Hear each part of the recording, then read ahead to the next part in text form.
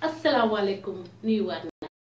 ngeen toppañu Gambian Talents Promotion seen xarit la nag génjooro ñambeeg maam xaasi maag seenam doomi ndeyam ak baayam sëti maamam yaayi baayam ñu teewalaat leen fii rek ci Semesters Avenue nuñ ko dee defee saa yi nekk rek kuñ fi indi rek dinañ kaf dinañ rey ak yow ku nekk ak ni nga ñëwee ak ki nekk ak li nga indaale tey nag kan laa leen fi amal Momodou Krubally laa leen fi amal moom nag bambara bi nga xamante ne la bambara bu extraordinaire comme nu ma leen ko dee waxee rek tey nag bala maa dem si kanam tuuti rek dinaa ko bàyyi moom nuy wanteeg yéen wax leen lan la ñu amal naka lam nekk di spendé holidays am Gambia nuyu naa. jërëjëf Gambian Talents Show glad to be here kontaan naa trop pour seen invite bu neex a neex bi maa ngi Gambia di ñëw live and direct si yéen and maa ngi jógee Basse 2 days ago ñëwoon naa about end of December so ma nekk fii tuuti dem Basse fala yëpp nekk nag moom afro bi bu neex bi ak waxtaan ñu neex yooyu noonu nag so maa ngi ñëw hopefully Gambian Talent di ngeen ma won dëgg bi naka la mel ñu waxtaan ñu neex a neex a neex soo paree rek. dinañ la wan dëkk bi naka la loolu dina la neex trop dinañ la wan dëkk bi naka la comme ni ñu ko dee defee saa yi nekk rek am bala ñu sori rek yaa ngi wax affaire yi baax ma bëgg nga wan kanaa yi Momodou Krubally fan nga jógee ko ñanay sa maam. well man maa ngi tudd Momodou Krubally maa ngi jógee Basse Centre Sou man obviously suma yaay Pël la suma papa Bambara but Basse melting pot la Basse laa yaroo foofu laa jàngee ba pare muy graduate ma dem Amitié may wàccee Amitié then liggéeyu moom fii but I worked for my father then after that mu dem United States so bi ma demee United States ba tey nii la daal you know so this is me. ok loolu nee na waaye leen laa la bëgg a laaj bu njëkka am bambara yi ñoom dañ leen de si jaay guru yeeg xam nga yooyu lañ leen xamee am affaire éducation bi daal taxuñ woon si actif noonu so yow how comes xanaa yéen ordinary yi jógeewu leen fële Mali wala bambara Gambia yi ngeen rek non ñun nag dañ doxee from Mali ba Basse ñu dëkkee ba no I'm just kidding that was study actually no lifin I mean yëfi jànga you know bi mu dooree foofu noonu ñun nag we were lucky man suma pa mu nekkoon xarit ak you know lifin yi what do you call missionaries yi and there was a lady ku tudda Mrs Sambu ki nga xam ne woon head mistress la foofu noonu kooku moo force suñ daat pour ñun ñëpp ñu jànga actually story bi woon mooy bim introduce education Basse so ñun suñ bi war dafa bañoon ñu ne ñun duñ jànga but moom daf daa ñëw di sàcc xale yi suma benn sister sa daf daa ñëw sàcc leen bi benn bés ñu ne suma pare fa jël cartouche di ko uti mu ne ko jigéen ñi foog ma rey ko rek because kii dafa bëgg suma doom yi jàng te bëgguma ñu jàng so ñun teacher Guinness la teacher boobu noonu tudda kooku moo tax ba ñun suñu famille ñu jàng so great lady ñun noonu lañ jógee si jàng parce que foofu noonu so ñun ñëpp nag we were lucky ñun ñëpp ñu dem school you know so suñu father did an excellent job and we were all able to get a good education so. kon loolu war leen see sante seen papa parce que ñu bari amuñu opportunité boobu noonu ba léegi rek moom nga la wax ñu rek comme yow si lan nga nekkoon bala ngaa génn Gambia bi di tukki. well man I mean bi ma nekkoon Gambia obviously dama graduate rek di liggéey fii nii I was a very nice guy déglu ma woon bopp at all ñëpp xamee woon nañu ma very nice guy xam naa ne ñuy déglu maa si ñoom te glory nañ la wéy di but liggéey moom parce que I mean Gambia fii lu bëri dama graduate liggéeyal suma pa di jaay gerte then after that si laa dem United States. jaay loo guru. non jaay ma guru jaay ma guru gerte laa jaay. enuloo sa yaay soo yeeg ñoom seen. non def ma loolu man de si ndég yow bëgg nga afra xëy na naa jagal afra ma jaala yow. ok loolu am na solo lool kañ nga génn Gambia bi dem tukki. man yàgg naa di génn Gambia but bi ma demee dama daan dem di ñëw but the last 13 years si laa géej Gambia so géejoon naa Gambia trop moo tax bi ma ñëwee rek teg suma bagage yi ma daw dem fi ma jógee mooy Basse man foofu laa xam foofu laa yaroo so foofu laa gënoon a nama so bi ma tegee suma bagage yi fa laa dem parce que dima laa ñëw ba pare maa ngi delluwaat foofu noonu because man daal Basse laa nekk. ok 13 years. yes ñëwuloo Gambia 13 years nekkul 13 days. te nekkul 13 months tamit lan a tax 13 years boobu noonu yëpp ñëwuloo woon Gambia. well foog naa loolu du secret si kenn ñun ñëpp xamoon nañ lu tax ñun suñu maas yi ñoom Coach Pa Samba Jaw mooy government bu fi nekkoon we had some issues dictatorship taxoon be ñun ñëpp ñu taxaw ñu ne fu mu nekk nii dictatorship a ngi am si biir dëkk bi foog ñu xeex pour génne ko te soo dooral loolu noonu ñu ñëwoon dañ leen daan jàpp di leen rey so ñun tubaab bi dañ ne there is no use of a dead hero so some of us ñu fa nekk ñu door di xeex since buñ dooree si xeex bi nag moom ñu dem into self exile pour taxaw pour génnee Gambia si métti bu nekkoon. kon da nga daan jamboo jaame xeer. waaw tuuti rek boobu kay moom xam nga góor su la dalee kay foog nga dal ko because métti bi dafa métti woon trop yéen ñëpp xam ngeen fu mu nekk nii mu ngi nii yéen a ngi am seen studio yéen a ngi am freedom yéen a ngi invite nit ñi koy Pa Samba Jaw mu ngi fu woon so freedom bii nag li ngeen a def nii seen agent bi woon na ma liggéey yi ngeen a def si maire si xale yi di leen jàngal lii lañ bëggoon Gambia lii lañ doon xeex yéen mu ngi nii yéen a ngi am studio léegi who knows studio bi fan la moo dem da ngeen a create employment so these are the things li nga xam ne loolu lañ doon gën a xeex because ñun fuñ nekk looloo amoon so ñun gisoon nañ ne Gambians si am nañ the potential to do things mooy yéen bi affaire yi jeexee rek ngeen set up seen studio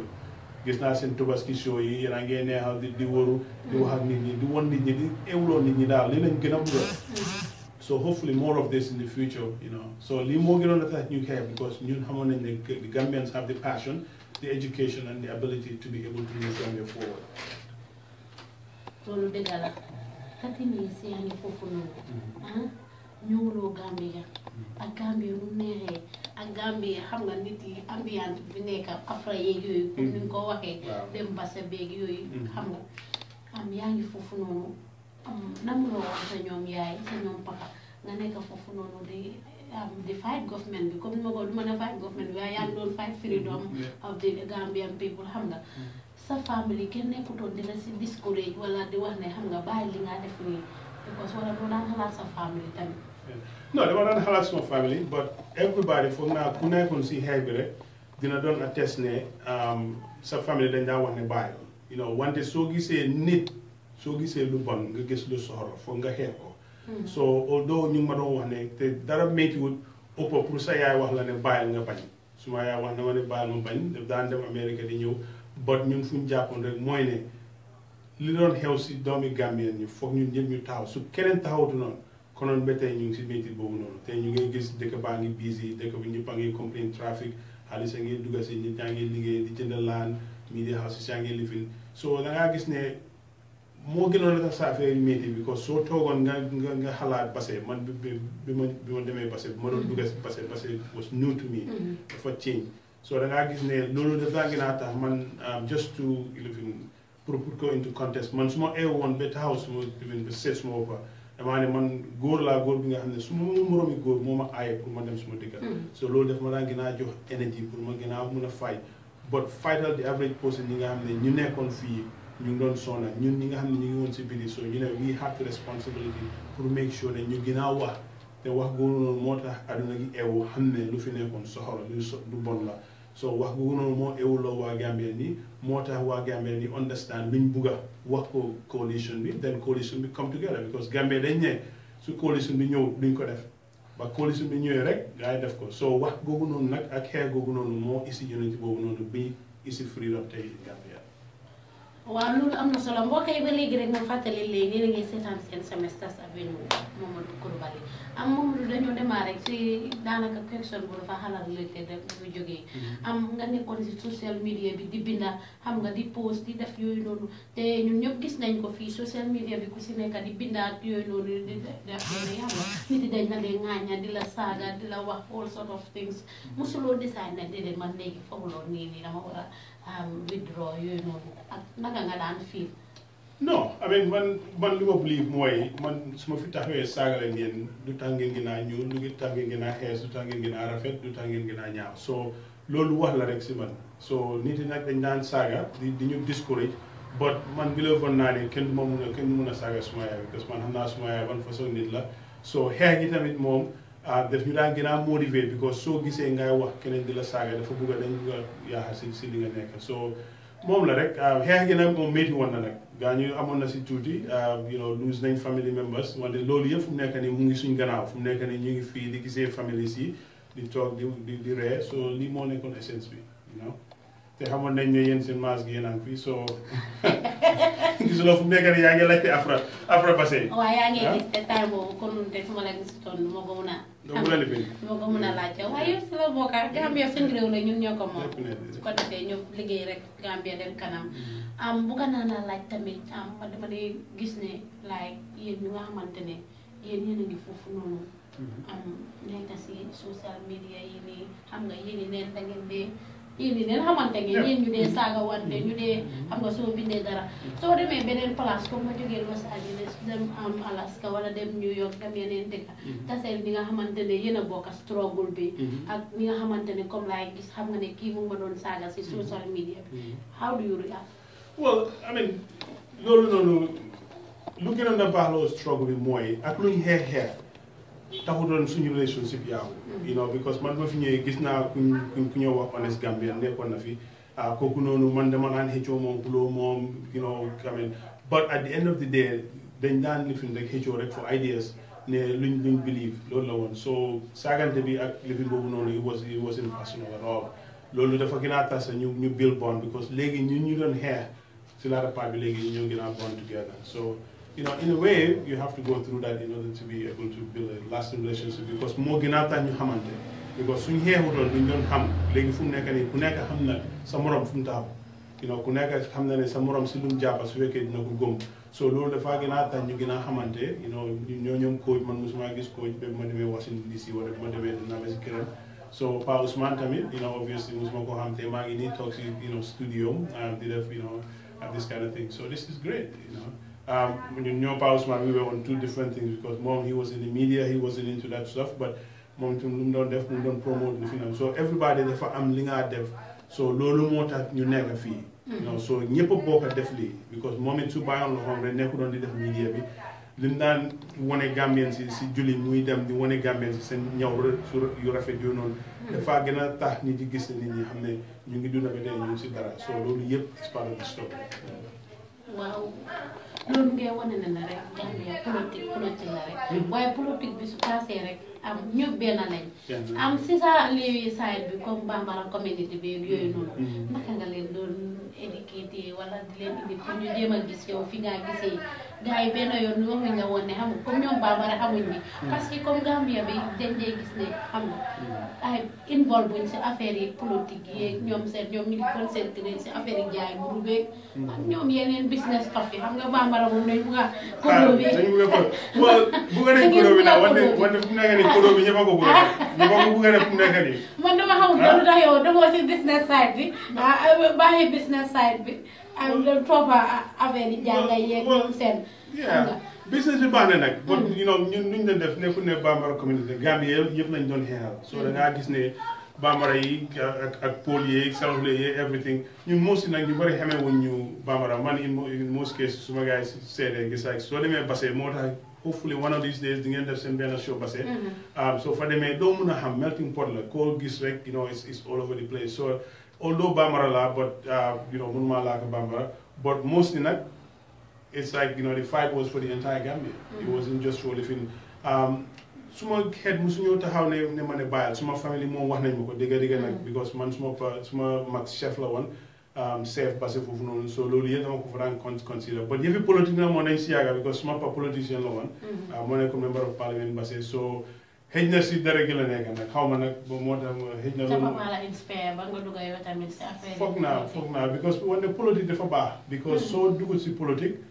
keneen mooy dugg si politique you know te kooku su duggee si politique politiciens yi ak luñ leen mun di bañ ñoom ñoo nekk di doxal sa lifin ñoo suñ paree tey lamp bi du taal so ñoom ñoo la amee so moo tax ñun doomi Gambien yëpp war nañoo jóg active si politique active si social media bi mbaat li nga active woon si politique bi dimbale ñoom Barrow farla leen moo tax nga ne bi nga ñëwee fii rek da nga fekk laay tangi moom la because waaye da nga communiquer ak gars yi rek laay ñëw communiquer dama jël suma téléphone rek bi ma ñëwee fii léegi leen ma ne waaw lana fi yow ngeen ne ma courant amul ma lifin rek one time ñu am courant te am nañ courant su ma buggee nag moom su ma fi génnee dama koo kooree ne ko ne déedéet kon du feex kon démocratie bu ñu ko def amul naa leen baala kon du feex man de gis loolu ñun Basse fu mu nekk nii ñu ngi am suñu courant you know I mean obviously you know the father you know from 3 a.m. until 8 a.m. in the morning so it was good macha allah base courant bi du dem fa. du dem de. waaw mu ngi mel fa la affaire yi nekk nag afro bi lu neex li amul yow dara soo bu ku bugg a noos daal. moo tax foog ñu ñëw base rek. foog ñu ñëw base def barbecue bi nga xamante ne ñaari xar la ñoo jënd ak benn nag. ñaari xar rek. ak benn nag barke di ma ñu ngi barbecue ñetti xar. déedéet. yokk naa ko foo léegi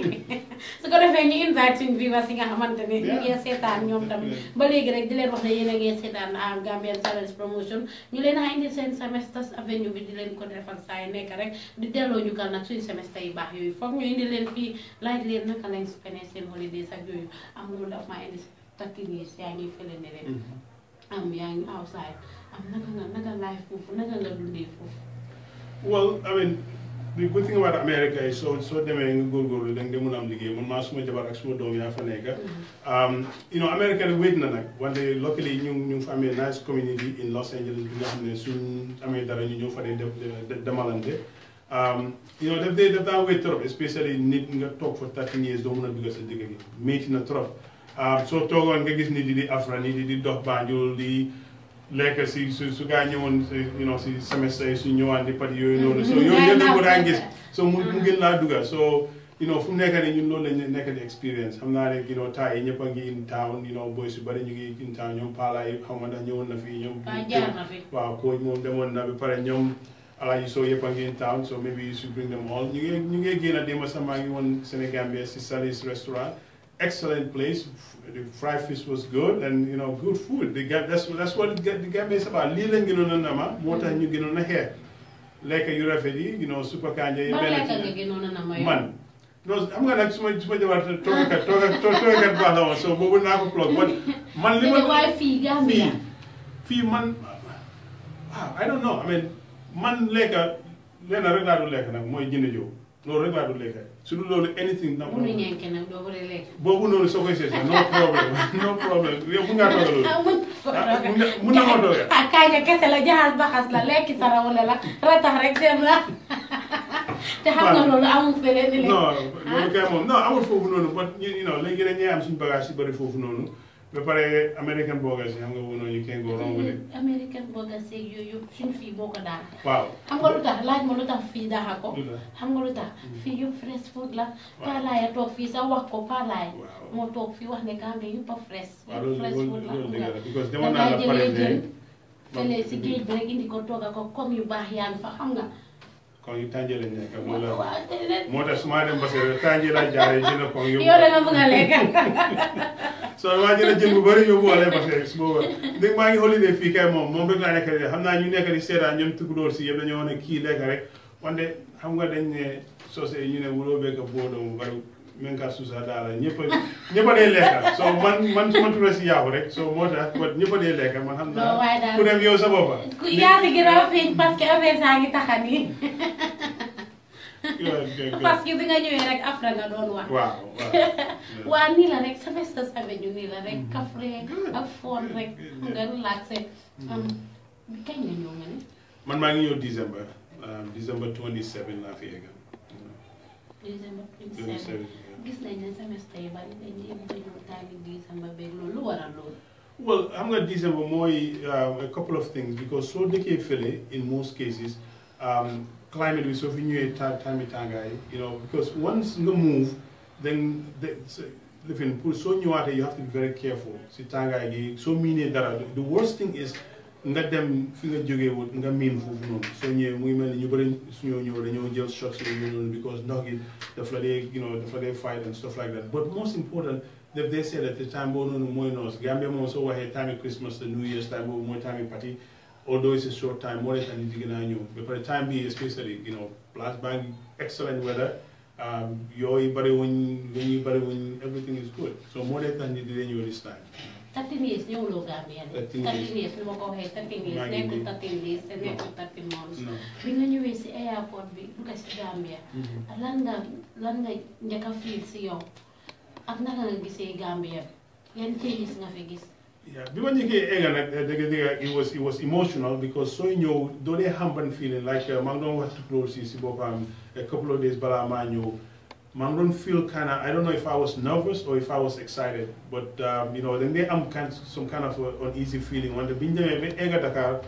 ma xamne fu nekk ni affaire jot na. So pour nga ñew nga gis nit ñi your fellow Gambians nga lifin tamit at some point you look at things because dañ daan dégg yu bëri so all this development bi nga daan dégg you know so boo wàcc see nit yi people were nice nga gis ne nit ñaa ngi liggéey life is going on you know because ñun suñu nekkee fële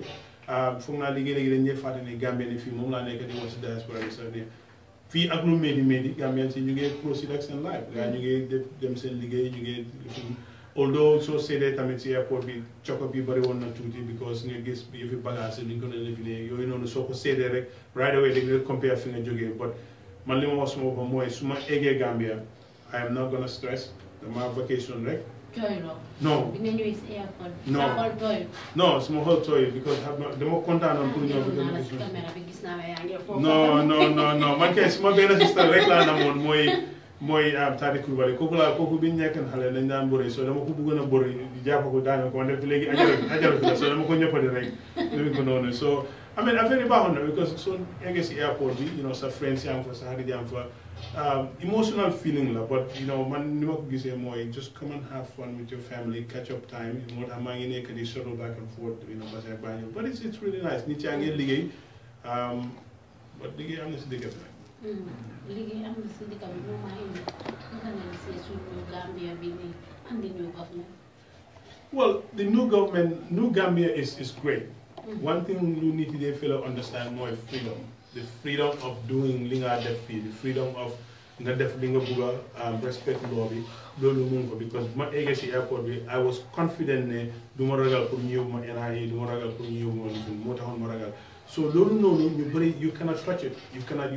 only feel it. So people take that for granted. You know, you know, freedom you know we take it for granted. That is great. But we also have to understand Finjobi. It's 22 years of dictatorship. Begin Fidore, Duni la melon.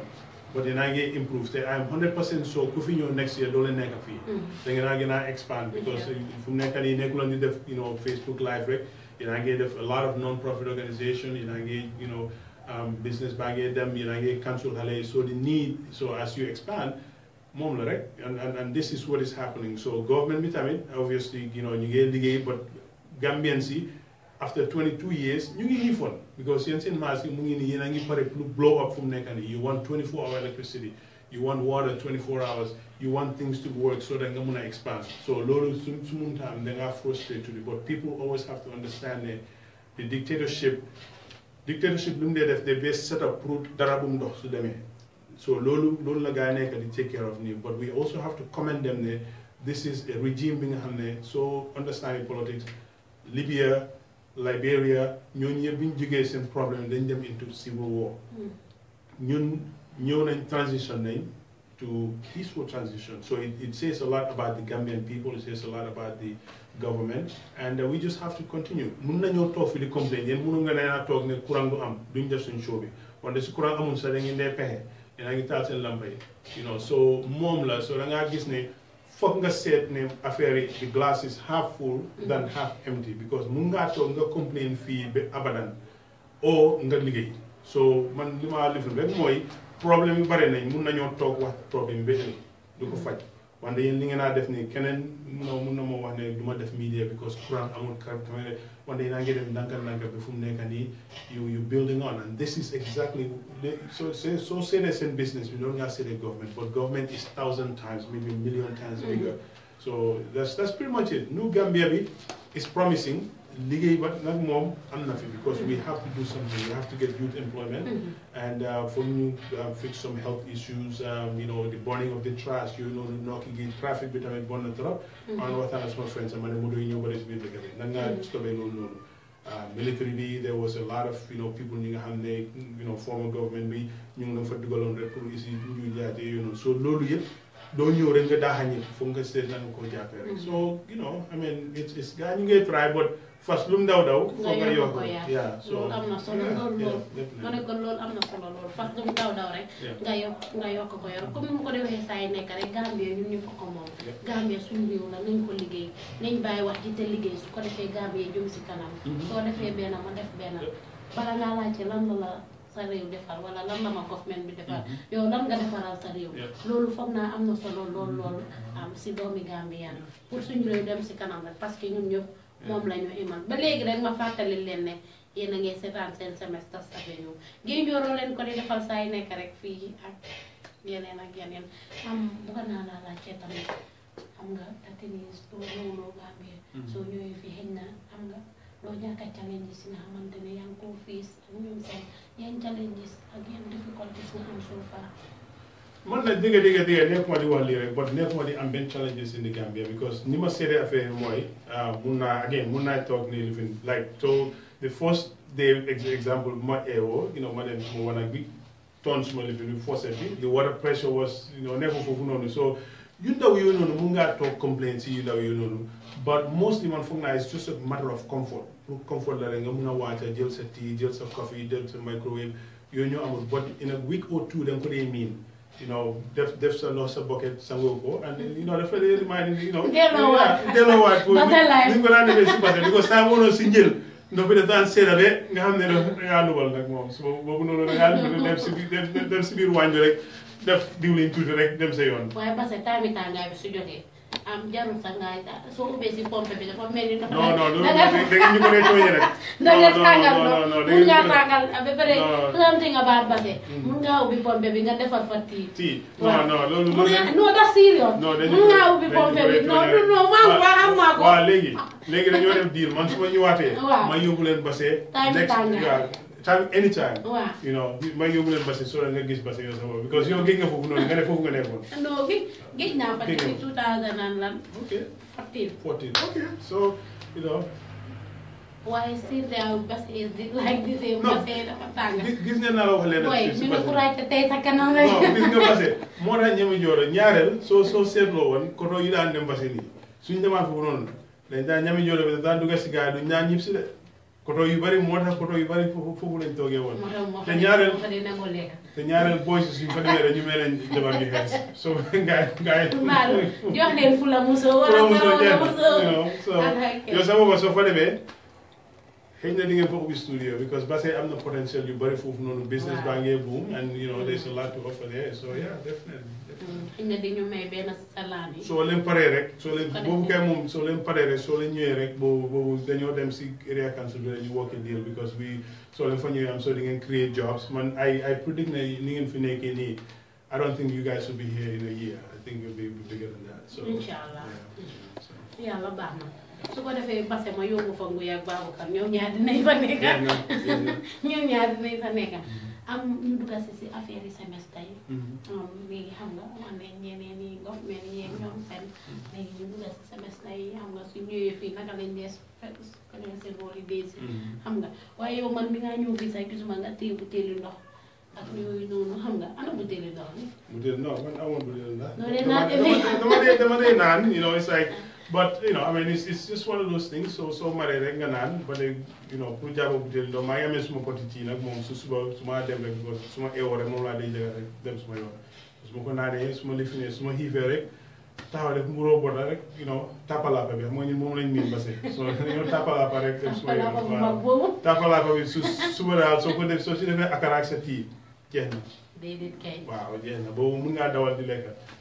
waaye doo dee dem si temps bi di yóbbuwaale ndox I mean I'm sure ne dama ko dee def but at the end of the day I mean non su ma maree dama dee taxaw jënd naan so yow parce que fooguloo ne ñaari fan nga fa am non parce que maa ngi fa am 1 week te maa ngi nii di demaat ëllëg because ñu ngi faa def yu bëri there's a lot of fun in Basse right now so moo tax ëllëg waxtu bi Basse la maa fekk soobee yàlla inshallah so kon daal yow bokk na semestre yi téye butéeli ndox yi xam nga waaye angale bi tamit doo dem sa gaay ngeen làkk angale ñu naan kii lu moo wax xam nga di silaan sax nga dañ jóge Los Angeles ma understand xam nga yooyu noonu xam nga semestre yi ni ñu ko dee defee yow da nga nduru sax pour la silaan yow soo tuuti ñu am problème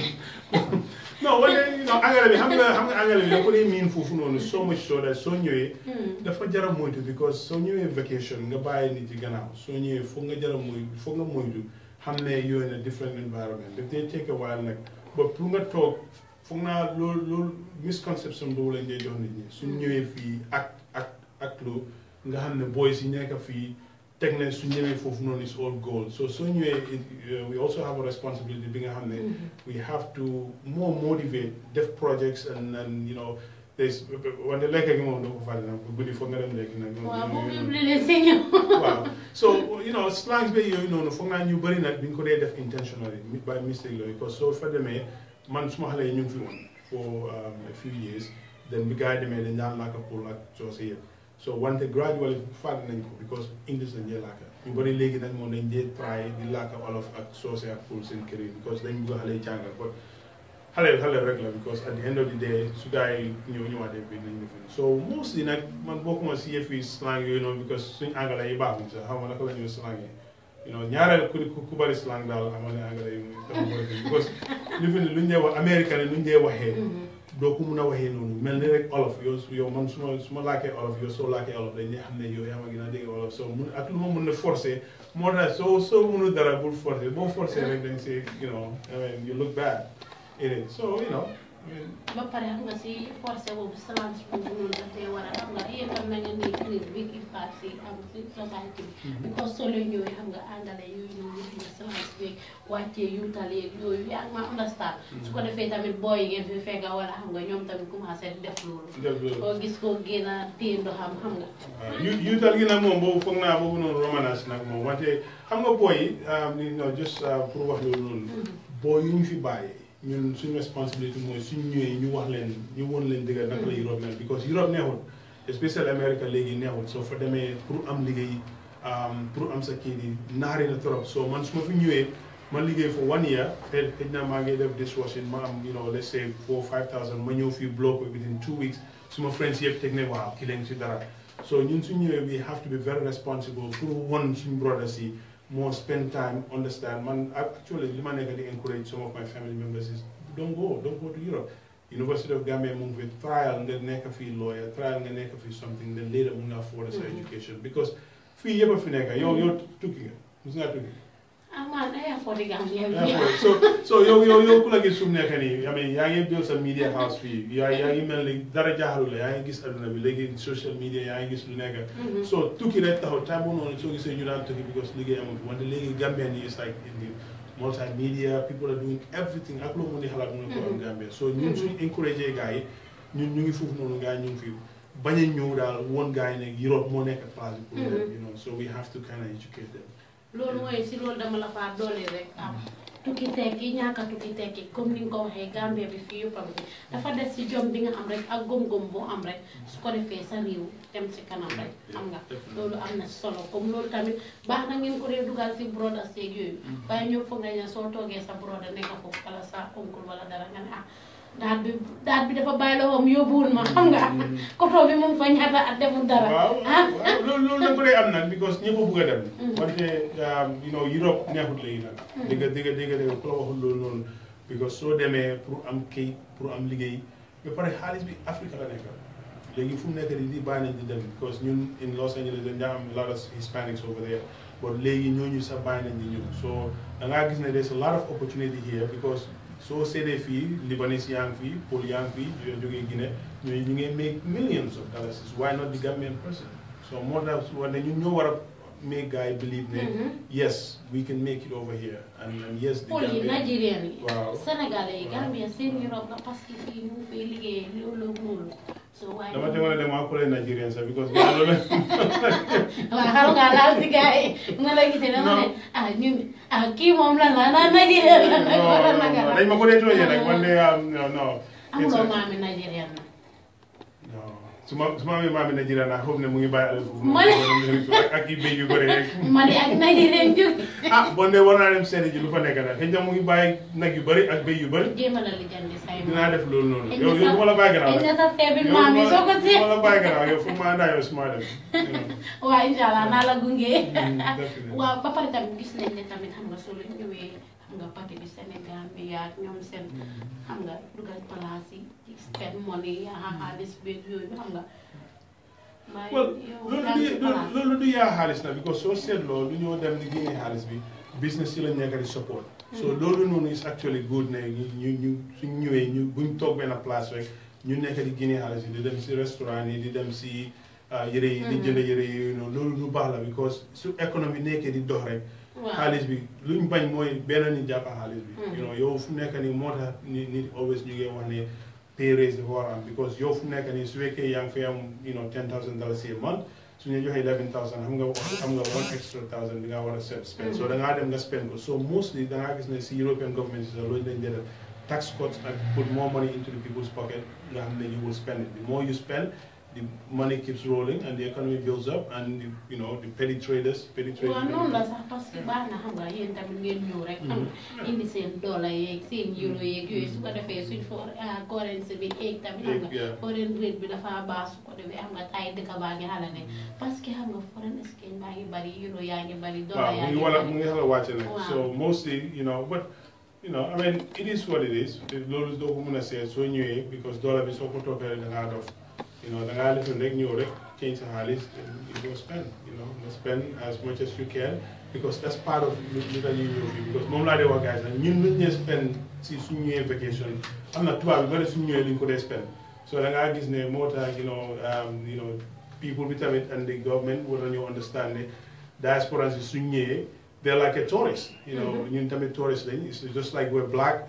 Gambian tourists, and we have the same dollar, the same bill, the same euro, and in most cases we have more of it than them. We bring more than them, and we blow it. We give it to family, chop, and stuff like that. So, we're tourists, quote unquote, but we're black Gambian tourists. So, You're the one that tourist. Man, si dollar yi laa bëgg nga jox ma. Si dollar yi nga upload noonu. Laa bëgg rek nga jox ma si. No problem. Jox ma si few dollars rek jaam dina am solo lool. Bëgg naa laa laaj tamit comme ni ñu ko dee waxee comme semestre yi xam nga semestre lañ leen tuddee comme dem kenn sa réew dem beneen tukki nekk moodu wala faatu. Am ngeen ñekk ñi nga xamante ne fii mun naa woon ne dañ leen a delloo ñu kër parce que Gambia fii kër yu bari soo gisee gaa yaa ngi taxaw semestre yi la gaa yi ñooy yóbbu paa yi màkka ñooy yóbbu meer yi màkka ñoo amee kër yi ñooy xam nga ñooy fay jënd saako maalo yeeg fay courant yeeg ndox yeeg yooyu xam nga yéen ay pour suñu fee si daal xam nga ñëpp kontaan si yéen daal xam nga moo tax ñun tam ñu ne xaaral ñu delloo leen jukkal ba pare da ngeen day créer li nga xamante ne big impact si société bi because su semestre yi ñëwee dañ dee gis ne yu bari daf dee change xam nga soo leen amee gani semestre sax seen kër da ngeen ne kontaan parce que everyday xam nga tuloo la ka maa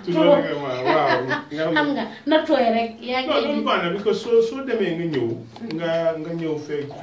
fekk sa nit ñi yaa ngi am tuuti war ngaa spend nga share ko gars yi loolu ñun dañ ko fekka so da ngaa gis ne ñu ne su semestre yi ñëwee su ñu ngi joxe xaalis ñu ngi spend xaalis noonu la waree because man ma nekkoon xale dama ko daan wax ba tey soo gisee ñu dee isal nit ñi yére ñun temps boobu noonu ñu ngi amoon benn plan bi nga xam ne bi ñu nekkee xale su semestre yi ñëwaan dañ dee xaar ba seen last fóot su gaa yi fóotal ba aj seen affaire yi nga xam ne 2 days from now la ñoo dem su boobaa xam nga soo ko jëlee daf borom foog mu dugg a plane su demee yow nga sol kenn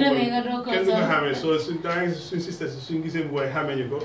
they can't say much so ñun ñu dem nañ ko so léegi suñ brothers si tamit dañu koo def sa daala yi soo leen tegee doo leen gisaat soo demee fekk ñu ngi ko sol dem si club yi it's all part of it ñun def nañ ko so suñ ñëwee war nañoo génn spend xaalis bi joxe su dara réeree vacation la just have a good time you can either have a good time or you can have a bad time if you have a bad time on your vacation if you go to America jóge 5 o'clock yooyu noonu mu so ñëwee fii foog nga noos nga noos lifin waxuma ne nga yaa sa xaalis but lekka loo bëgg naan loo bëgg su fekkee maye moo la dee neex mayel ba nga kontaan waaw maye si la bokk maye moom am na solo lool semestre la nga war a taali loxo su ko defee xam nga nit yi kontaan sa sa affaire ci la bokk xam nga ba pare tamit dañ ñëw ne semestre yi bari xam nga right now ni comme gisee boobu si ñëw ngeen waar beeg yooyu xam nga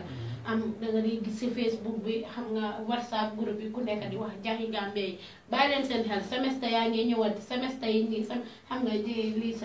semestre yi su ñëwee xam nga ñu ngi toppa jànga yi fële ndele xam nga di passante nomba yi fële ndele mbaa yow bokk ko si semestre yooyu ak yow naka nga gisee loolu noonu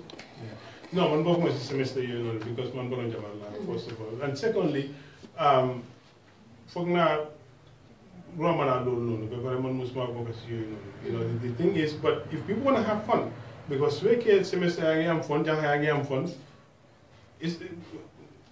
ànd nga defal loolu as long as spoil loolu loi bi bul fenal jaxay soo ñëwee jaxa nga bugga waxal gars yi ne jaxa nga bugga wante bul toog nga ne leen jabar nga bugga naka nga dama laa takka non yooyu baaxul su ma demee naa la yónnee ma non loolu su ma ko defee tugaloo si dina ma defee wante nag xam nga wante nag am naa benn jabar nag am naa fi sëy waaw xanaa buggaatuloo si non sëy boobu noonu xaaral ma wax la sëy bi na mel dama doon jógee Brikama may ñëw di wax ak tugaloo si bi ma faate ne maa ngi wax ak moom kooku fruit vendor la mu ngi jaay papaya so mu ne $100 ma ne ko non boobu seet na so maa ko wax pour mu wàññi ko surtout Claude ma mu ne ma yow yaa ngi Gambie joxuloo ñuy xaalis ngay wax gars yi wàññi so mu ne boole ma wante ma ne jànxa bi ne soo ko wàññee wàññi ko mu ne ma non boo ko wàññi ma ne ko bon nit doo ko wàññi naa ko jëndal su fekkee nagu ma mu ne ma nagu ma la ma ne ko wel bàyyi ko fu noonu suma jabar moo la daxa mu ne déedéet moom moo daxa suma jabar so léegi saa ma fa rombee rek dama ko fa day gis mooy suma séer wax naa ko suma jabar xale bu ndaw la nag wante very nice saa bu nekk mu ngi fa di work hard and those are the things you come good memories nga waxtaan ak nit ñi gis naka lañ dëkkee miinante gars yi soo gisee nit ñi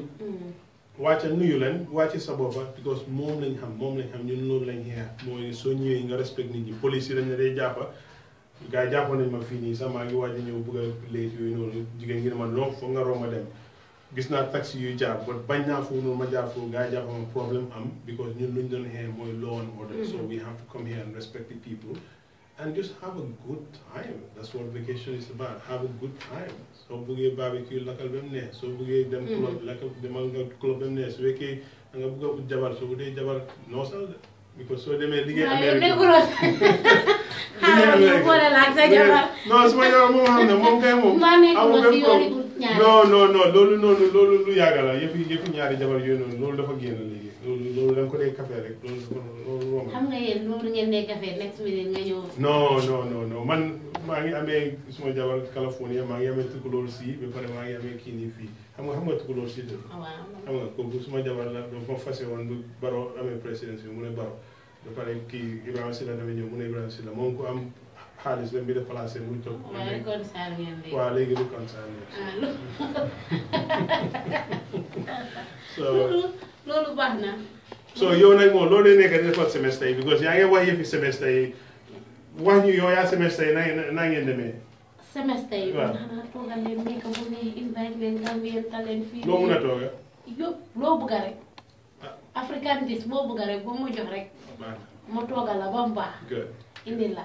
xam nga war na dëkk bi soo bëggee sax ñu war na dëkk bi comme ni ma la ko waxee war naa la ñun semestre ñun Gambian talent dañoo delloo njukkal semestre yi fu Barrow waxee ne moom dafa delloo njukkal dañu si diaspora ñun tamit ñu ne waaye not ñu delloo gars yi yaa delloo leen njukkal parce que yu baax yu bare bari yéen a ko fee def di saam ngeen something xam nga moo tax ñun tam ñu ñëw ak idea bi Semesters Avenue dalal leen welcome leen si airport bi am dalal leen si dëkk bi dalal seen xel soo leen bëggee sax ñu nekk seen tourist guide. non fu mu nekk nii lu ma xam si dëkk bi. mbaaru ñun sax xamuñ ko parce que xam nga Semester yi si ñëwee ikata baari kontaan na ñu ngi dugg fu nekk di génn kenn demul ma drive maa nekk di drive sama bopp fu ma bëgg a dem rek dem. naka la trafic bi mel naka la gisee trafic bi garaaw nag ñun ëllëgee am nañ trafic bu bëri. Traffic yi fii Gambia bëri na trop you know so that they back up a lot so you know. bëgg naa la laaj tamit gis nga time political impact bi. xam nga December bi yaa ngi ñëw on the 27 right. gis nga ne fii mu ngi firi xam nga nit yaa ngi happy time political impact bi nag nit yi talu ñoom ku nekk yaa ngi xalaat sa naga. sa safety of the family members yi fi nekk doo nekku leen fi woon sax waaye comme ñu nga xamante ne yéen a ngi woon fële yéen a gën a tiit sax dar ñu fi nekk parce que ñun fi suñ maas yi ñu tiituñu woon parce que ñu ngi xam ne affaire si yëpp a ngi lebu waaye yéen ñu nekk fële xam nga yéen a ngi xam nga kool yi fële ne le naka nga ko dundee woon. Well, métti woon na trop because xamuloo nga sa famille dinañ save because foog naa li gars yi bëggoon mooy xeex pour xeex am. so da ngaa gis ne you know moo tax soo seedee government bi because time boobu noonu ñun suñu maas gi dañ ne dem leen ngeen jàpp kii nii ngeen génne ko si biir dëkk bi but ñoom ñu ne nañ use suñu xel bañ xeex am because loolu la gaa yi bëggoon so da ngaa gis ne you know it was a good balance bi nga xam ne use nañ seen mind bi because woo mënoon na moo am mënoon nañoo mel ni Liberia mënoon nañoo am ni Libya so ñoom make sure nañ ne am nañ cool heads work ak you know the other governments ECOWAS pour make sure there is stability biñ xamee ne affaire yi waa ji daal parewutu na dem biñ ko tiitalee rek xam naa ba plane yi ñëwee dégg naa fii dégg naa fa la dem di daw so you know but you know impasse bi li fi noonu trop but because the thing is nga nekk 22 years nga nekk président ba pare nit dina léegi bugguñ la yow nga ne déedéet foog ñu des loolu lu métti woon la so te gis kontaan naa trop ne Gambian yi teg nañ seen foot down ne ñun ñoo la buggaatuñ la demal te foog naa nguur gu nekk ak politicien mu nekk war na moo jéem loolu ne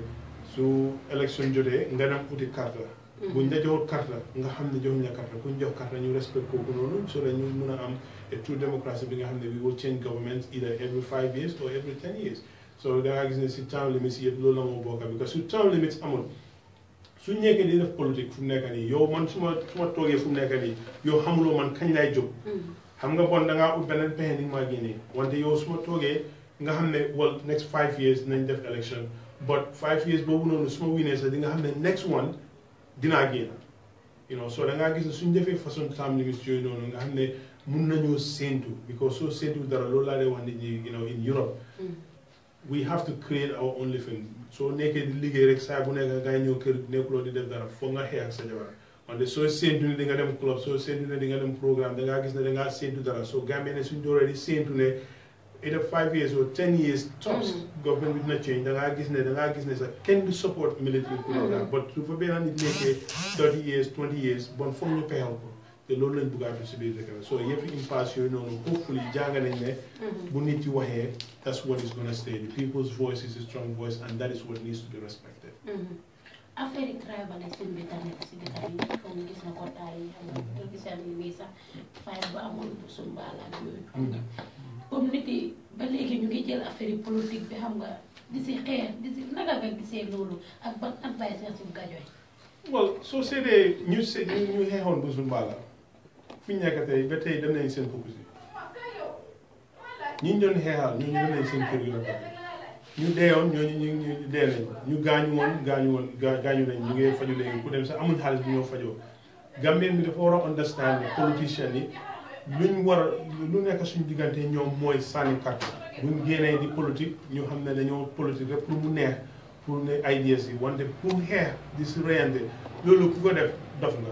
because man su ma xeexal tey Adama Barrow bi nga xam ne ba gaañu naa Adama Barrow faa nekk ba tey si White House bi nekk foofu noonu président sa palace bi su ma xeexalee Halifa dafaa dem si këram xëy na ñi nekk di xeex nii bu sumbaala incident boobu noonu am na ñu si nekk sax amuñ kër am na ñu si nekk amuñ dépense so yow sa responsibility mooy sooy dem rally dama rally peaceful rally nga xam ne su taami élection jotee loolu moo gën a important te gars yi dinañ war a politiciens yi xam nañ ne ñu dee ñëw si rally yi ñu bëri 25% of them amuñu voters card ñeneen ñi sa maas gi benn ci mbaala gi si so da ngaa gis ne so all that mixture but dañ war a eewu xam ne politique du xeex politique idea la soo gisee Halifa di xeex because moom teg na ne xalaatam moo mun a yóbbu dëkk bi Ousainou Darboe tamit the same thing kii nii you know my father tamit the same thing so ñun suñu responsibility mooy ñu laaj leen seet kan moo mun a liggéey dëkk bi dañu jox kooku noonu suñu carte o ki nga xam ne moom lañ mun a óolu jox dëkk bi fi wante pour toog foofu noonu di réyante di loolu amul benn njëriñ loolu ku ko def da nga eewu so we have to be respect man maa yow suñ toogee ni nga toogee ñii ki su nekkee GDC yow nga nekk UDP ngeen xeex yéen a dëkk fii Ousainou Darboe ngi fële Mama Kandeh ngi fële ñooñu xamuñ lu xew sax wala ñëwul seet si la sax naka gaañu naka la wala naka yaram su nekkoon keneen sax suma maas mooy si la baa bi kii wante ñoom faalawuñ dara so affaire moytu rek la so affaire bi moytu la te di leen fàttali rek ñuy saa yi ñuy fàttali rek nag Gambie ñun ñëpp ñoo ko moom Gambie ñoo ko bokka am nañ nekk benn jël affaire yi tribalisme mu njëkk loolu amutoon kii Joolaa la kii Bambara la kii Saraxule loolu amutoon fi ñun ñëpp benn lañ am Gambia suñu réew la nañ liggéey bàyyi wax ji bàyyi niiroo bee ŋaaroo bi ñu Gambia lañ wax ñu Gambia bi dañ si bëgg a gis Gambia dem Singapore bu ko Yaya Jammeh waxoon Gambia dem Singapore bi Singapore Yaya Jammeh foofu ñu yóbbu fekk yéen ba loolu la rek xam nga soo seetee kii lu moo def fii nii kii lu moo def kii ma ñëw kii brief ma this is like a true media man Los Angeles laa nekk dama dee gis ñu dee doxalee li ngeen a doxalee fii nii moom la nga ñëw manager bi brief la yow yaa ngi sa studio yaa ngi am sa rôle kii ngi am rôle am so da ngaa gis ne you know suñ loolu lañ gën a war a xeex you know loolu lañ war a yow da nga war a génn fii nga gën a xeex pour courant mun a am da nga mën a liggéey xeex boobu noonu soo si gaañoo boobu am na njëriñ wante pour xeex ne rek ne man UDP laa lifin yelloo ngaa sol yooyu loolu amul benn njëriñ li ñu war a xeex léegi mooy pour dëkk gi baax make sure ne dunda gi yomba liggéey am courant mun a am su courant amul tamit ñu xam wan waxtu la courant mun a am su booba nga xam ne su fekkee da nga war a you know tooga nga jóg tooga waxtu boobu noonu kind of things on schedule ñu door a lifin but inshallah hopefully you know we'll get there because the young people are very vibrant yéen seen maas bi yéen a ngi liggéey yéen a ngi pare you're hungry you guys are very hungry to do good things so that is a good sign and hopefully the government will see that the Gambian youths are ready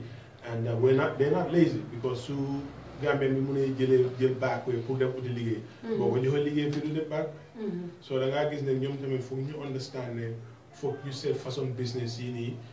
media communication ñëw ne leen waaw yéen loolu naa def fii nii laajte leen ñëw kum bunte yi seet laajte leen and stuff like that ba pare ñu leen a call in a media setting bi nga xam ne toog wax ak yéen ne leen loolu leen nekk di def loolu leen soxla suñ leen joxul dara sax mun na ñëw lifin at least yow di nga xam ne government ñu nga seet su booba you know ñu train somebody like this a cameraman the engagement loolu la you know so loolu rek la ñu wax so hopefully that will happen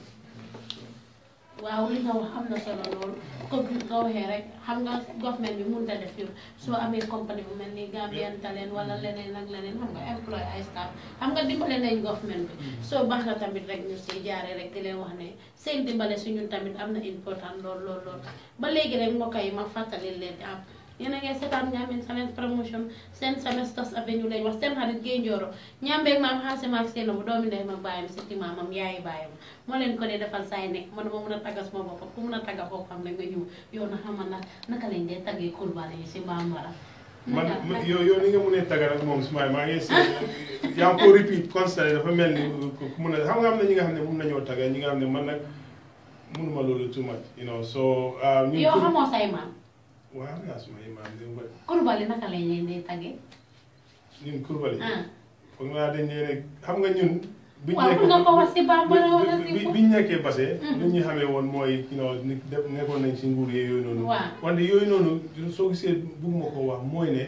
bugguñ ñuy wax ne Krubally man sa yooyu noonu nit ci teg ne yow da nga bugg a yëfin waaw si la bokk si lifin bi la but ñun loolu la ñu xamee woon ak li nga wax la yëfi business yooyu noonu so da ngaa gis ne ñoom koora julas yooyu noonu soo ko séedee si loolu noonu ñun loolu la ñu dee wax si Krubally man sa yooyu noonu because time boobu noonu you know suñ grandfather chief la woon and ñoom jëwru Krubally ñoom Mohamed Krubally ñooñu tey ñoom ñoo fa nekk waaye xam nga comme laaj suñ ne Gaye dinañ ñaambee maam xaasima ak seen waaw non boobu waaw comme suñ ne Krubally dinañ ne Krubally nancoo wala Krubally dara wala yooyu noonu boobu noonu xam nga lu maa def demal lijjanti ko waaw naa ko lijjanti wala ma lijjanti la ko nga fay ko lijjanti dinaa la ko lijjanti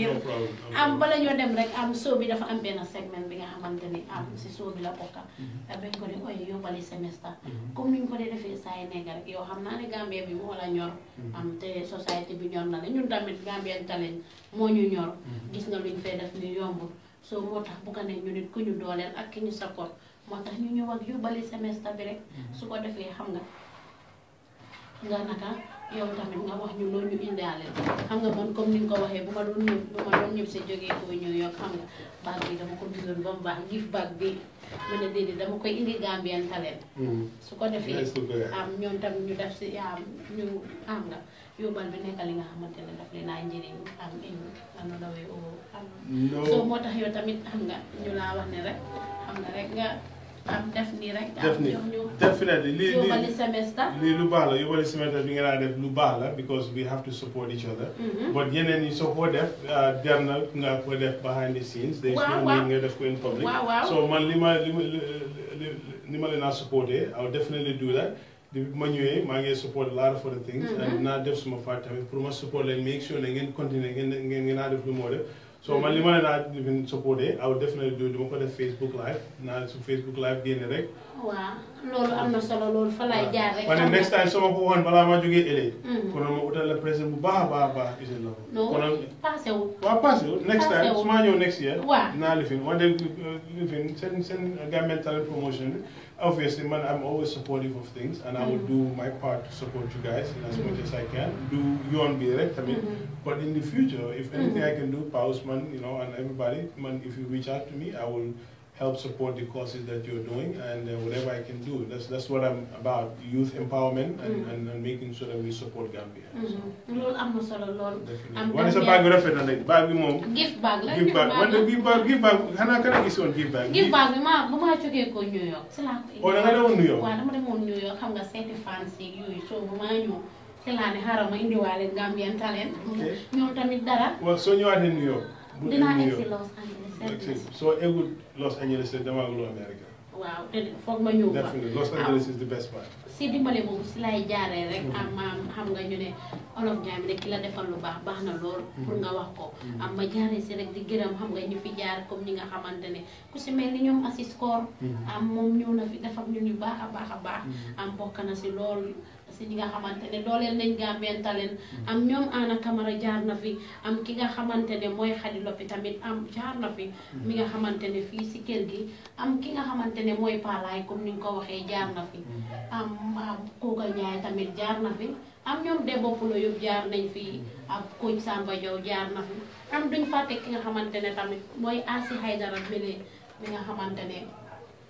mooy moom lañ tuddee kona bii nii kona bi nga gis nii moom lañ ko tuddee moom mi nga xamante ne moo fi ñëw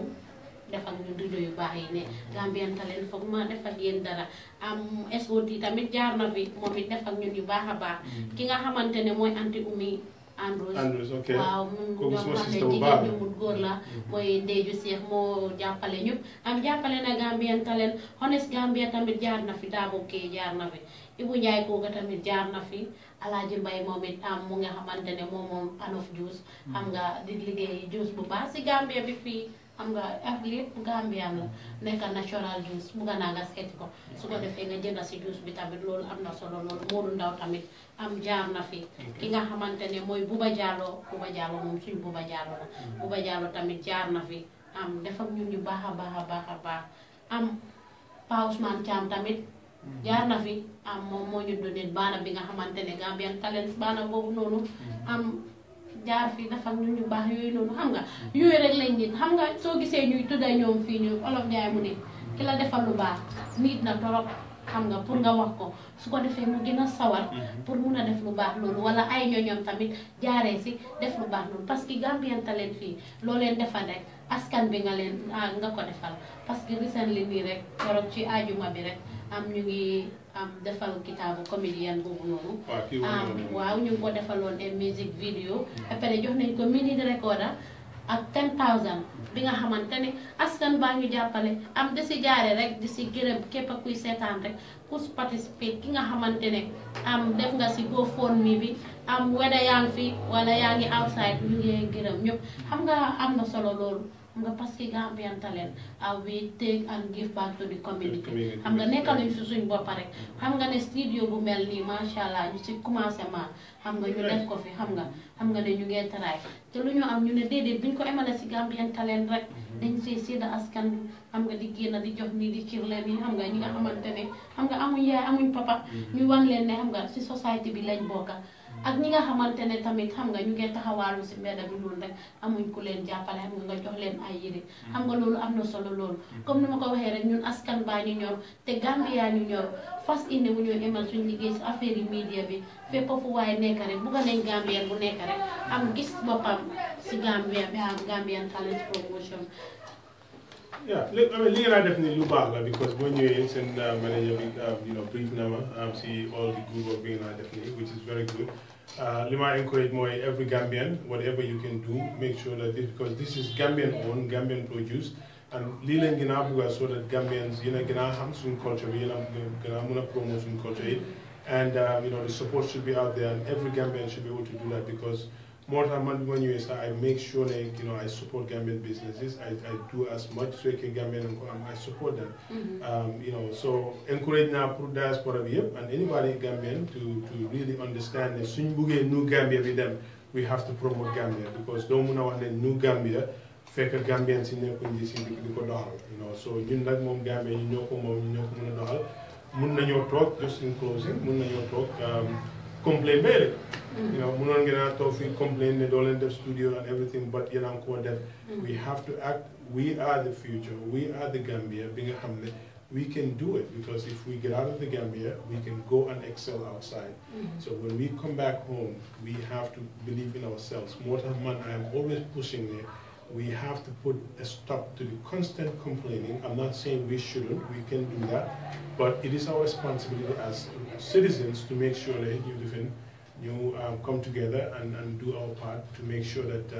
we support as much as possible rather than just complaining because mun nga def lolu be elek di complain but mun nam yeen tamit li nga def ni nepp na ni complain na ngeen doxal rek di dem rek dem rek nañ dem rek we can do it because ni ma fi gis kontaan naa trop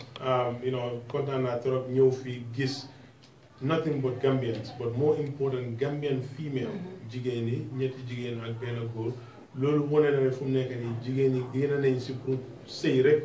ak di am doom nekk nañ di liggéey di génn di lifin so moo tax bi ma doon ñëw sama gis trafic bi ma ne maybe the government needs to do something bi nga xam ne dañ koo fexe daal pour make sure ne su jigéen ñi wàccee ak suñu ci wàccee ñu mun leen a essayer transportation bi nga xam ne mun nañoo egg ak kër yi mun a toppatoo suñu doom yi def homework toog a réer yooyu noonu so the future is bright. Continue on the good work that you guys are doing, and that kind of stuff. So thank you so much, Lingen ma fi invited definitely, and yow it di la jaajëfal rek parce que xam nga bàyyi sa time rek ñëw fii rek xam nga loolu tamit lu mag la jeexam boobu segment bi rek la ñu ngi si jeexantali programme bi nag xam nga lii dafa baax pour ñu ko dee di xaaral ñu defal ko ni xam nga bëgguma gaay xam nga li nga def nii man on social media dama dee def a lot of fundraising fu mu nekk nii maa ngi dama demoon passé ma gis ne am na benn Arabic school bu fa nekk gars yi si benn veranda lañ dee toog di jàng maa ngi gis so ma laajte waa ji mu ne ma ne ñun nii lañ nekkee de every rainy season nii te daanu so ma toog rek ma dem Facebook ma def foofu noonu fu mu nekk nii tey sax am na ku ñu donate $1,000 $40,000 it was a project bi nga xam ne bëggoon nañ ko def $30,000 la waaye fu mu nekk nii am na I think close to 45 no actually close to 55 up to 60,000 so da ngaa gis ne laajte bonul so call it the code of Siluba, so call it to expand this media, so call it to create employment. Lola and I encourage create employment, continue and focusing on doing what you truly believe in. You guys are young professionals. I'm 7 staff, all Gambia, and 3 ñu train. Lolu ñu ko def fi di defar ay t-shirt, ay cast, di recruit ku bëgga tamit so bu amé place sax ubbi sa place am so amuté ku la liggéeyal sax ñu mën nañ la jox ki nga xamantene di la wone Gambian talent amuñ ci media bi rek lu ñoo def bari na wax leen ko nak nit ku ñuul gi Gambian bi su ñoo def lu baax dañ ko wax dañ ko rousser dañ xumbul suñu boppa blow your own horn your own trumpet waxal nit ñi lo nekk di def so that nit ñi xam ko su booba because suñ xamul dañoo nekk di romb fi rek but su keneen xamee loolu nekk di def borom dina dugal njëriñoo si yéen tamit ngeen njëriñoo si so keep talking inshallah dinañ keep talking ma bëgg laa laaj rek yaa ngi woon si fight bi yëpp xam nga bëgg government bi ñu government bi pour mu taxaw bi nga ñëwee gisee nga ak Barrow bi ma ñëwee gisee ma Barrow démb laa war na gisee Barrow but fekk mu ngi si graduation bi but dinaa wax ne depuis bu ma ñëwee gisee naa Minister of Youth Sports because maa ngi ñu doon def benn programme fële Basse support na ma jox ma some footballs ak trophy gisee naa Minister of Interior dem naa si Minister of Tourism kooku tamit fekk mu ngi busy woon but ñu mën na ma contact man foog naa ne daal they're very easily accessible it's just that ne pour gis some of these people they're very busy ñëpp a leen bëgg a gis so ñoom it obviously ñu ngi schedule but hopefully dinaa gisee Barrow balaa maa dem and mun a toog ak moom xam nu ma xalaatee ak man it lu ma am pour wax ko because su ma Barrow joxoon tey liggéey loolu is a very very delicate question because the thing is man fu mu nekk nii dama ñëw rek for vacation. and pour jël liggéey rek nga bàyyi si li nga nekk foog nga xam loo am. foog nga xam lu moo lifin doo ma jël liggéey rek ma jël ko fu mu nekk liggéey bi nga xam ne mun naa faa def lu baax ba pare mun naa change lives. so dafa depend rek ba pare xam nga diaspora bi lu xew mooy. bu change bi amee dafa gaaw. so much so that ñu bëri pare wuñ because man tey maa ngi amee i doom foofu noonu su ma jékki-jékki rek ne suma jabar ak suma doom yi ne maa nga ne li leen Gambia foog nga plan. so ñun ñu bëri si situation boobu noonu lañ nekk so dafa lifin ne foog naa balaa ñu ñoo offal liggéey fu mu nekk nii gars dañu war a seet yeneen nit ñoo mun a dimbalee. change constitution bi. ba pare ginnaaw yombal loolu naka la ñoo mun a delloo maa si ñoom Pa Ousmane yi su fekkee ñu ngi ñëw ñu ngi is wala bagage nga jox leen duty free waiver nga jox leen nga leen ok yaa ngi am media fii su fekkee anything li nga si li nga xam ne fii la nga jox leen because ñun Los Angeles loolu lañ dee def ñun dañ dee xeex ak New York da ngaa gis ne New York ñu ngi bugg a move industry bi Los Angeles ko am dañ leen day jox tax break dañ leen day jox place so façon yu noonu sax government mun na moo ñëw ne leen ok yéen fii xaj na mun nañu naa dimbali si beneen place bi nga xam ne moo gën a bright ok yéen ñi ngi nii well we can help you get a nice camera or get a stronger Wi-Fi and that kind of stuff pour mu leen a libi so yeah alright so hopefully that explains it. Bala ngaa wax sa last word rek ma bëggoon laa laaj analyse projects nga am yan plans nga am. Well man fu mu nekk nii Basse because the last 22 years lu xewoon ci biir dëkk bi ñëpp xam nañ ko there was a disunity si diggante citizens yi. So Ege Basse is there, so Mangi get project with Friends of Basse, you get a soccer tournament, you go down from Nekani, so Lola knew when Purugise, the minister, Puru one lene, Lunyakani the Fufunu. So Mota my delo elect, you have nice tournament called Unity Tournament, you put easy youth you play action benefit Bufanek and you go revive. The project Buna go on Sujani, you go definitely. And am na tamit yeneen ñu nga xam ne ñu ngi wax ñu man Son George laa jàngee ministre yu bari tey foofu lañ jàngee tamit ñu seet naka la ñoo mën a def pour give back to those schools. ñu ñëpp yow li ngaa def nii fii foog naa seen community bi yéen a ngi give back to Gambia. ñu ne noonu lañ mën a def mu nekk nii suñ mënta ñëw sax ñu seet naka la ñoo mën a give back to Gambia so si project yooyu noonu laa nekk so hopefully su li jeexee dinaa seet naka la ñoo mën a lifi come together some of the ministers Henry Gomez St. George la jàngee. Kii Ibrahima Ballo St. George la jàngee Mama Kande St. George la jàngee foofu noonu Basse Aro Borom moom Kobakunda Primary School la jàngee so da ngaa gis ne foog ñu ñu seet naka la ñu mën a kii parce que ñun xam nga si dex gi lañ nekk. yëpp waaye foog loolu léegi da ngeen bëgg jël yóbbu rek. non non foog yóbbu rek yóbbu nga si dex gi. non duñ ko demee because xam nga fii moo di bala. yéen a ngi bëgg a def fi Kanilaa yi de. déedéet nag yëpp ëpp naa def nag loolu we would never do that but the thing is xam nga soo ñëwee fii la développement bi yëpp so da ngaa gis ne foofu noonu tamit because St. George's school bi nga xam ne Catholic school la woon. Christian yaa ko doon support so fu mu nekk nii amaatu dara Kobakunda Primary School government school la but government dañ neglect education system bi so much so that ne school bi soo fa demee léegi suñ ne xale moo fi dee jàng sa doo ko bi because future bi is the kids suñ investé si school yooyu noonu nekkul ne ko yóbbu foofu da ngaa gis ne dañoo gën a jàng because man ak ñu bëri ñu ne ñoo diaspora tey ñuy yuutal di spend xaalis si primary school yi dañ jàngee so léegi yàlla may nañu ñun nekk nañ dara am nañ tuuti foog ñu give back suñu give back nga xam ne we can create the next generation and hopefully the next generation after that continuation la rek so moo tax ñu ngi xalaat yam so yow tamit si school bi nga dem ku la bàyyoon si school boobu nga dem pour toppatoo leen jagal foofu noonu jagal toilets nga xam ne xale yi suñu fi ne jagal pompe dañ fa lay def a lot of gardening mais bi mun na ñëw fence gardening bi rek nga xam ne béy yi dañ dugg loolu rek is something as simple as that. loolu am na solo loolu bu fàttee li la folli dina gaaw am ba léegi rek comme niñ leen ko waxee yéen a doon seetaan Semesters Avenue bi ma bàyyi suma kan rek ak nga saaraat ko bugg a may ñu laa seetaan ñu ko si bugg a may rek ko si bugg a saaraat rek ñu close parce que waxtu bi daf nañu already. Well, thank you so much because obviously, this is a very professional setting fee. When I'm very impressed, and I have to say that. Then I see a lot of offices. I definitely want to give a shout out to my beautiful wife, Salimatu, who is, my sidekick, Momodou B. But most importantly, we get opportunity to thank the diaspora, especially those people doing the GDF, definitely fundraising. Gambian yi jëleen son xaalis jox ñu ko óolu ñu maa ngi leen a tànk maa ngi tànk all the Gambians ñi nga xam ne tax nañ ñu mun a ñëw tey fii mun a toog fii mun a pati mun a gisee suñ mbokk yi because su gars yi vote doon loolu du doon am so ñu ngi naa tànk ba pare Gambien yi xam ne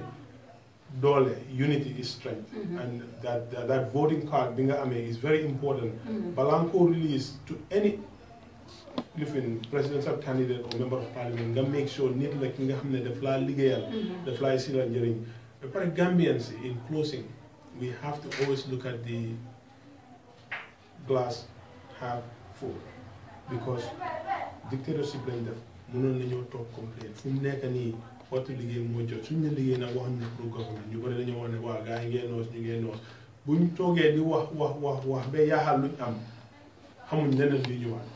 so nañ jàppale soo fekkee gomuloo si government bi startal sa media company nga def li nga gom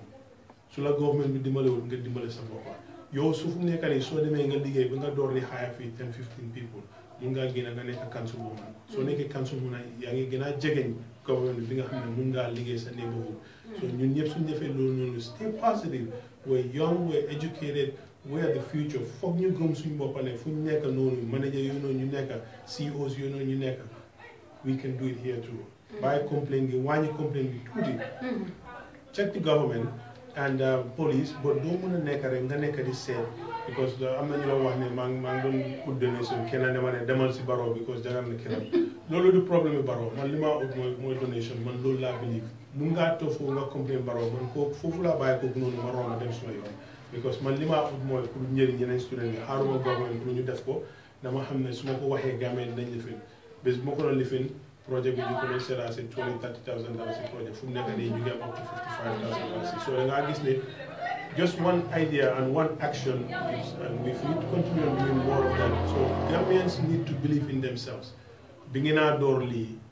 xam leen fan la moo dem but bés bu nekk da ngeen a wu ñëw def dara lifin yow yaa maa call and it's very good because loolu laa doon wax suma doom bi mu doon ut liggéey ñoom ñu bëri ñoo apply job wante moo ne daan call manager bi every 2 days di ko laajte kooku nekkoon na ba tey amoo job but gradually mu call ko benn bés mu ne ko you know what yow it seems ne soo amee liggéey di nga ko jàppal xam naa position is yours so I mean wake up every day go do your thing ask for it because li ngaa def fii nekkuloo di njëriñ sa bopp rek yaa ngi njëriñ neighborhood bi yaa ngi nii di lakk courant da ngaa fay nawet kii dina si am tuuti ku nekk dina si am tuuti so let's believe in ourselves that we can do it but you can only do it with a positive mind. We have to be able to believe in ourselves. We were able to get rid of it. The most brutal dictator in 22 years. If you can do it, we can do it too. And I encourage all of you guys, keep it up. You guys are young professionals. I really love what I see over here. Keep it up. Thank you. Right. Mbokk yi yéen a ko déggandoor di jaajëfal kooku noonu nag di Mr Krubally di ko wax ne ñu ngi laa wax ne jërëjëf parce que sa teewaay fi am na lool li ñu fi wax yëpp njëriñ la xam naa ñu bari dinañ ci jàngee mbokk yi di leen wax ne rek yéen a ngi doon seetaan Semesters Avenue seen xarit Gaye Njoro ñambeeg maam xase maag seen bu doomi ndeyam ak baayam siti maamam moo leen fi toogaleen di leen jox dig daje rek ba ëllëg rek ngeen toppama foofu si Tamba Balish bi rek jërë ngeen jëf